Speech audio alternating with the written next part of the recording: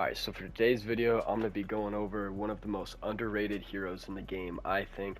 I think he's not talked about enough, and when he is talked about, I don't think they're talking about him right.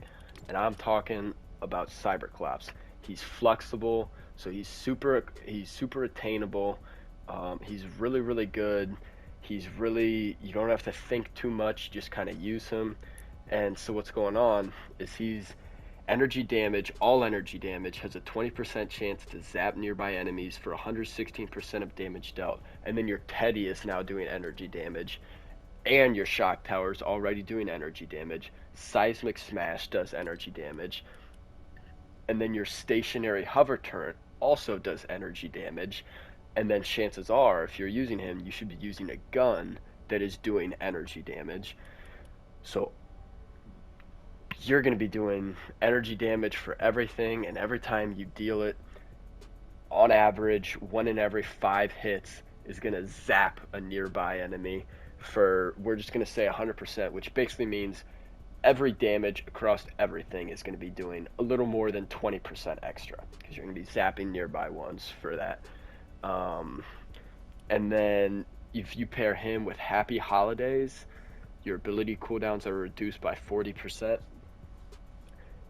You're going to be able to spam your abilities over and over and over. And if you have Bear With Me in the support, you're going to have that Teddy going with a charge fragment. Your Teddy's going to be having about a 2 or 3 second cooldown.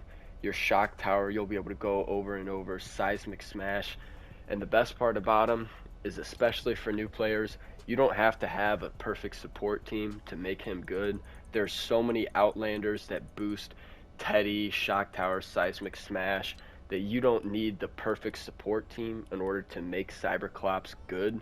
Obviously, you need the best to make him his best, but to make him good, you don't need a specific support team. And so enough of that. I'm going to get into some gameplay.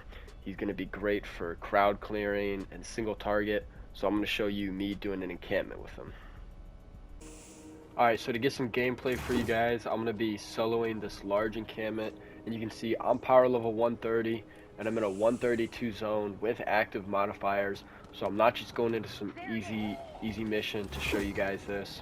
I'm actually going to be soloing this, and so you're just going to throw down the Teddy, and I'm going to be getting good damage. Huge crowd, all I got to do is throw down my Shock Tower, and most of these guys are going to be dead. I mean, you can see that. They're going to keep chaining. All I have to do is that. All of these guys are now super low.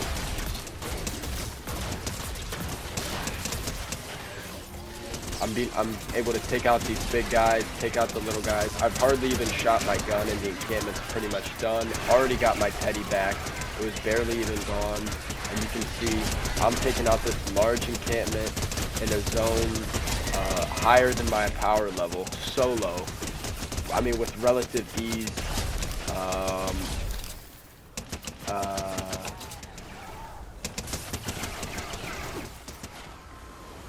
So, I mean, this is why I really like Cyberclops. Another thing I want to mention is, you know, if I shoot my Xenon bow in here, it's going to one-hit most of those guys, but say I hit one of these blasters with my Xenon bow, it's going to start dealing affliction damage. We'll see if we can see it happen. I'm not sure if we did or not, but what I'm getting at is the affliction damage. The affliction damage is going to be energy because my gun deals energy damage, and so the affliction damage is then also able to zap for 116%. And unfortunately, I went down there, but I was trying to see if we could see the affliction working. I'm gonna try again, see if we can get that.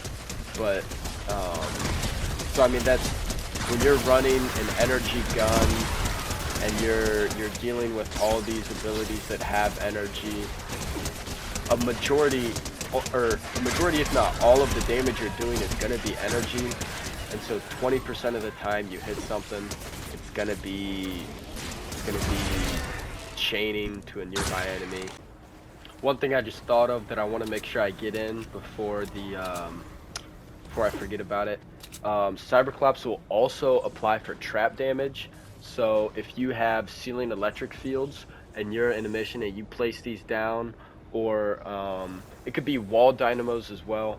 But any trap that deals energy damage, this also has a chance to zap, the same chance as your gun or your teddy. And so, you know, you can place down a single electric field, and then your traps are going to be chaining as well. So that's just something I wanted to make sure I mentioned before I forgot about. I have all my friends who are new to the game, and even friends who are entwined that are getting back into it. I have all of them pick up Cyberclops. He's the first guy I tell them to flux. He's perfect for any mission. Um, Obviously, once you get to higher levels and you get into 160s and stuff where you're dealing a ton of damage with traps, he becomes a little bit less useful. But in pretty much any mission other than that, I mean, here you can see 132 zone, I'm 130, and Cyberclops is still doing great damage to these guys.